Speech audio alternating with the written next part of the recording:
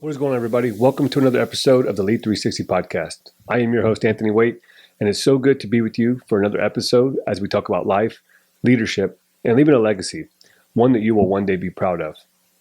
Today, I want to talk about the concept of trying to build a new life or recreate your life with an old identity.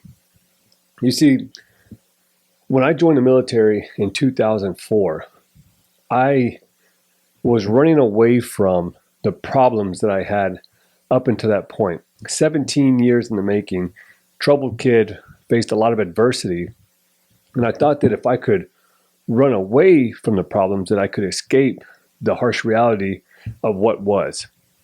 And the truth is that we take us with us, right? You take you with you. And what does that mean? That means that you can change your environment. You can change your clothes, you can buy a new house, you can buy a new car, you can have all the things externally, but they will not fix the internal problem, which is you. And that's exactly what I did. I joined the military, went off to boot camp, and thought, man, my life has changed. I put on the uniform, I graduated boot camp. I thought things were starting to look up. And when I got to A school, which is the Navy's school that teaches you your job, and for mine, I was in the medical field, I graduated top of my class, and on graduation night, I went out with some friends and we celebrated. Now, it was a great achievement. We have just finished our training to go out into the fleet and do good things. So I thought. And in that night, the people I was hanging out with decided to have drinks. And somebody bought me a drink, and I made the conscious decision to be like everybody else and have a drink.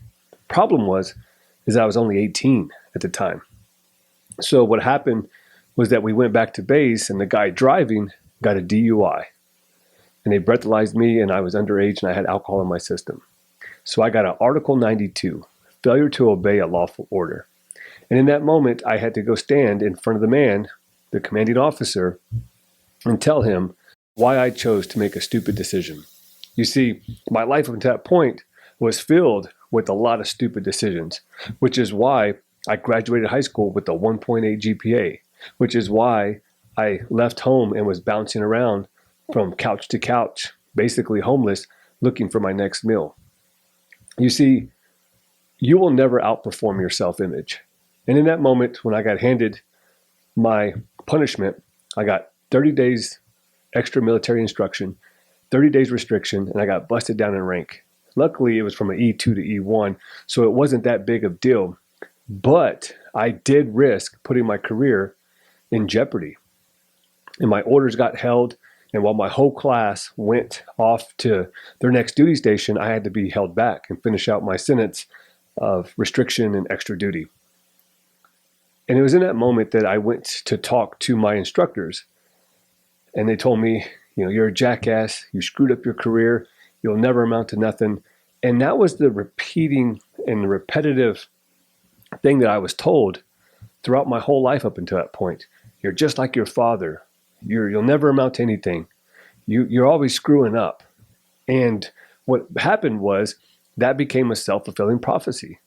Where your focus goes, your energy flows. And what we tell ourselves, or what we allow others to continue to tell us, it will become our reality. And that's exactly what happened. But there was a senior chief there that pulled me in his office and said, everybody drinks, you just got caught. Now I remember thinking to myself, well, how is that fair? That's screwed up.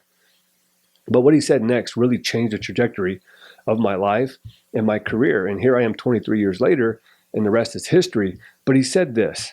He said, this can make or break you. You get to decide.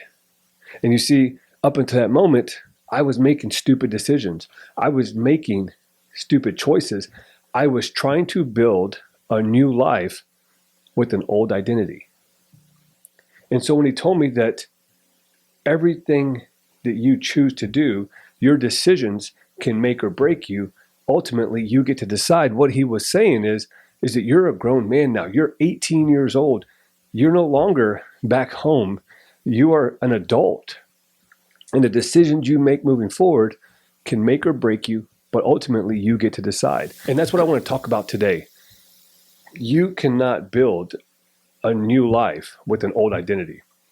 You see, many people I see today are trying to improve their habits. They want to get going in the gym. They want to start getting healthy. They want to start getting financially stable. They want to be the leader or the man or the father to their kids that they deserve. However, they're still seeing themselves through the lens of their past failures, their past mistakes, their trauma, and their insecurities. And ultimately, what that leads to is a flawed self-image. And what I want you to understand is that when we see things and how we view things determines how we will do things. And so if that's you, I want you to realize that everything changes when you begin to change, when you decide to change in the internal, not the external, but the internal. Because in the military, what I found is that you can get the ribbons, you can get the rank, you can get the positions, you can get the title, you can get the paycheck, but none of that will change who you are inside. A Master Chief once told me, it's not about what's on your chest, it's about what's in it that counts.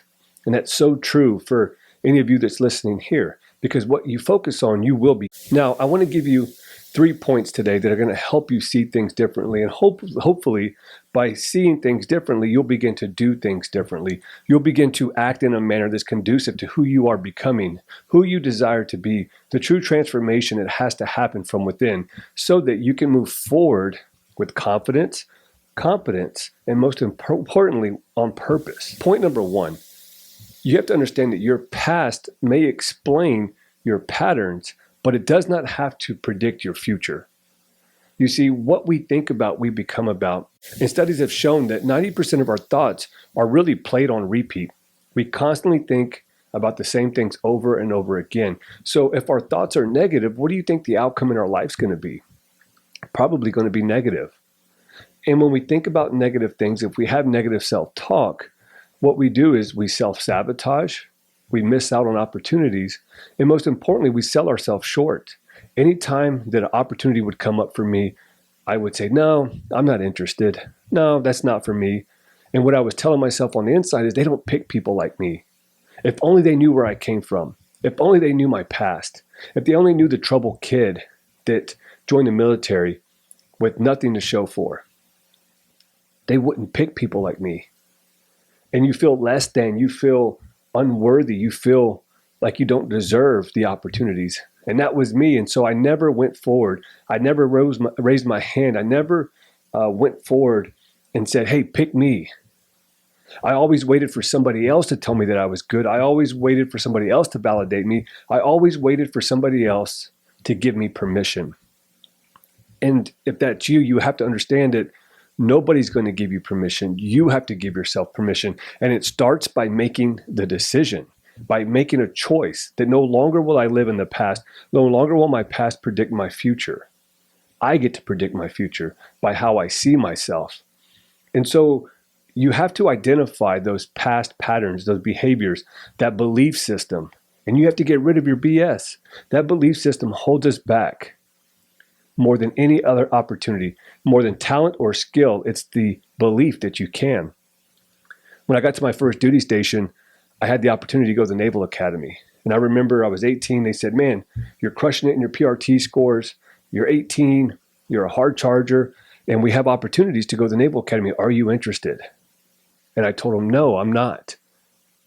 And the fear that I had inside of me was, they're going to find out that I got in trouble in A school. They're going to find out about that Article 92. And I don't want them to know that side of me. I want them to see the external, the hard charger, the hard worker, the person that's going for it, the kid that has the chip on his shoulder and that is, moving up in the ranks, that's doing everything that he needs to do to be successful. I don't want them to know that side of me. And little did I know that struggle was ultimately going to be what led to my success. Not the success financially, but the success with the impact and the influence that I have today. You see, when people ask me to speak, they don't care about how much I've achieved. They don't care about how big my paycheck is. They want to know, how did you go from that to this? How did you go from there to here? What was the process? And how does somebody like me do the same thing? And those struggles were exactly what I needed to have the impact and influence that I have today. So if that's you, never be the best kept secret. Don't be afraid to show your scars, because some of the best leaders that I know have scars. They have battle scars, meaning that they've been through the fire and they've came out on the other side. And what we do when we share that with other people is we give them hope. We let them know that, hey, if I can do it, so can you. And that's what a leader's job is to be a hope dealer, to be able to tell people, look, you might be in this situation, you might be in this circumstance, but that doesn't have to determine your destiny. You get to decide today who you will become, and most importantly, what you will do with the life that God's given you. Point number 2, understand that lasting change begins when we decide who we're becoming before we take action. And before the circumstance changes, we have to decide who we need to become. That's why you'll hear me say, be, do, have. It's not that I have to have something in order to be somebody. When I have more money, then I'll be successful. When I have a bigger house, then maybe I'll be loved. When I have nicer things, that maybe people will accept me. No. The world might tell you that, but the truth is, in order to have the life that you want to live, you have to first become the person who can do that and have, so you can have that. So be the person that can do the things, that have the discipline to do the things over and over and over again. Patterns of repetition equal results. And once you do it long enough, then you have the influence, the impact, the income, the purpose-driven life. But so many people are waiting until I have this, then I will be somebody.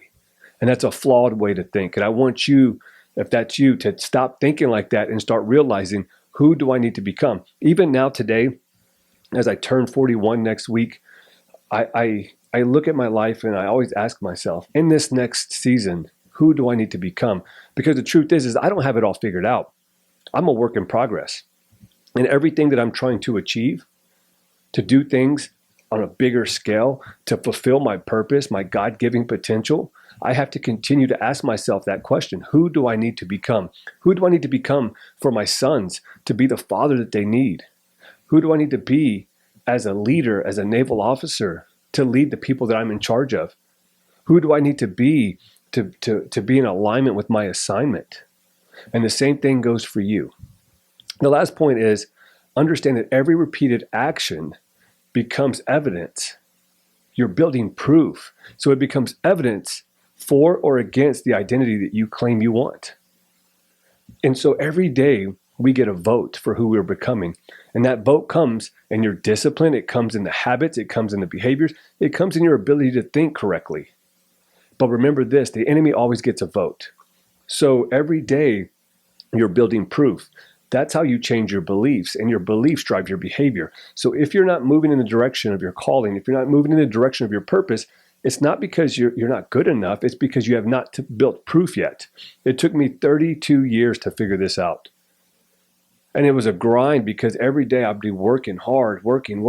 And finally, I realized I don't have to work and do more. I just have to become more. I have to become more compassionate. I have to become more vulnerable. I have to become more like unconditional love. I have to become the person who is in alignment with what I want, the identity that I want, the identity that I claim, the life that I want to live. What would that person do? And how do I start doing it today? Way before you get the results. And so you have to put in the reps. When you go to the gym, you don't go in there and just do one set. You do it over and over and over again. And ultimately, you build a body that's strong and physically capable. The same thing goes with our minds. We have to continually think in a positive manner so that we can get the mindset right. And that physical and mental capacity that you build allows you to withstand the storms that will come. Because no matter what level you're playing at, there will always be bad days. Problems are everywhere. And if you're not going through one right now, chances are you will run into a problem. And how you face it will determine who you become. And so remember that adversity is your advantage. Don't try to run from it. Don't try to hide from it. Don't try to hide it, the adversity, from everybody else, because those you lead want to know, are you human? You see, as leaders, we have to answer 3 questions that people want to know. Can you help me? Can I trust you? And do you care? I've learned this from coaching youth baseball. I've learned this from 23 years in the military. I've learned this from leading 10 people to thousands of people. Can I trust you? Do you care? And can you help me? And you don't answer that by your words, you answer that by your actions. Again, they're watching who you are becoming, how you respond in times of chaos, how you respond in times of adversity, how you respond when things are going well. The gratitude that you practice every single day determines how much goodness you get in your life. Remember, where our focus goes, our energy flows. And if we focus on the wrong things, we're going to continue to get more of it. So as we get ready to close, I want to leave you with this. One statement that I want you to complete after listening to this is this: the person that I'm becoming is. Speak it into existence. Finish that sentence. Get clear on who you need to become. Not what you need to do or what you want to have, but who do I need to become? The person that I'm becoming is. Finish that sentence and then choose one action to complete every single day for 30 days to move in that direction and see how much your life changes. Remember, you cannot find external solutions for an internal problem. It's a you and you deal. And 9 times out of 10, when I was looking so many times outside of me for the problem, I was faced with the person in the mirror and realized that I'm the problem.